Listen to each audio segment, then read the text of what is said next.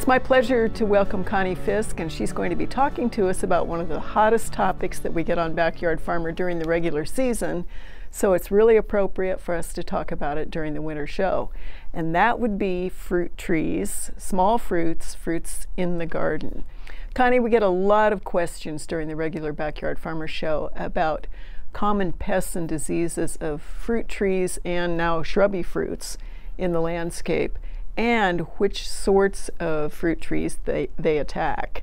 Can you talk a little bit about that? Yeah, there are several different pathogens that attack our fruit trees. Apple trees get some different diseases than the stone fruits, the peaches and nectarines and cherries, things like that. So it's important to know the difference between the diseases. Some of the bad ones for apple are apple scab, and it affects both apple and pear. Then we have cedar apple rust, which cedar trees are an alternative host. So if you have cedar trees in your yard, you're likely to see this on your leaves. And it's a really weird looking gall, kind of looks like aliens have been in your yard. And what happens then is that it can cause defoliation, which really weakens the tree. So that's something to think about if you're thinking of putting in an apple, is considering how many cedar trees you have nearby. Then we have some fruit rots. We have black rot and bitter rot and things like that are going to rot the flesh of the fruit. You wouldn't want to even make applesauce out of if you get those, and we'll see more of those in a wet year for sure. And then we have sooty blotch and fly speck, and that's really just something that affects the skin of the apples, and so you can still go ahead and eat those, but you wouldn't be able to sell them at the farmer's market, for example. Then with the peaches, we get things like leaf curl, which again is going to affect the leaves and therefore how much fruit that tree can give and how strong that tree will be going into the winter. So those are some things that we really want to look for in our fruit trees. And then when we look at things like grapes and brambles, we're looking at things like powdery mildew. Again, it's going to be a lot worse in a wet year. Of course, their next question is, when do they control these beasties and these diseases, and how do they control them?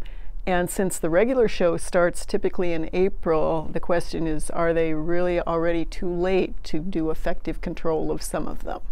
Yeah, you're exactly correct there. A lot of these diseases, we need to start spraying early in the season. Once you see the disease, it's already too late. It's already there. So a lot of these start with sanitation in the fall before. So getting those leaves picked up, any fruit that's on the ground, any mummified fruit that's up in the tree still, we want to get those out in the fall because they're going to be the inoculum for the disease in the following year. So that's key in the fall to get that sanitation taken care of.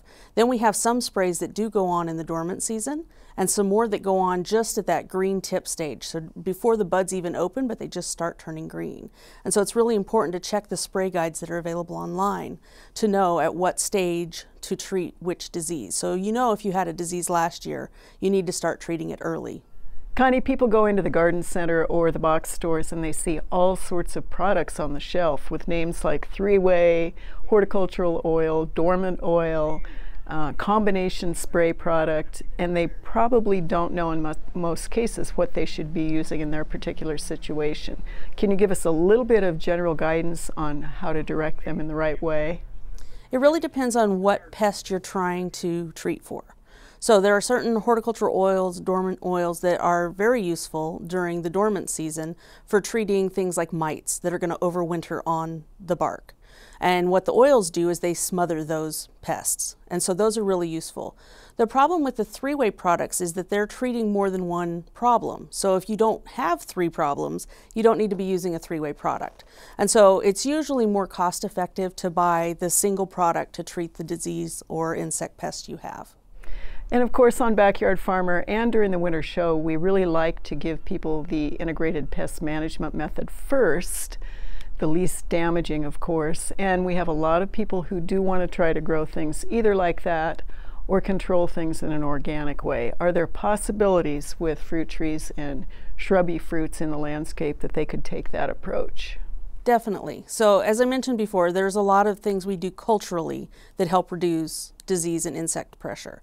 So planting in the right location to begin with, so you have good sunlight, good air exposure to the canopy. Make sure you do annual pruning every year. The annual means every year. So again, that you've got the sunlight and the air exposure in that canopy. So if you're pruning out fire blight, for example, to be able to get all those prunings out of the orchard, out of your yard, burn them, you know, get rid of that so that the inoculum doesn't re-enter that canopy. So those are things that are simple, free, You know, just take a little bit of your time to take care of. And then as far as organic options, a lot of our diseases of fruits can be treated organically. So we have Bordeaux mix, for example, wettable sulfur, all the copper products, all those are available in organic products. And so you're able to treat most of the diseases that are going to affect your backyard fruit organically. Connie, thanks a bunch. It really is hard during the regular season to be able to answer people's questions when in fact we may be a little bit behind the 8 ball on this one. Well, thanks for having me.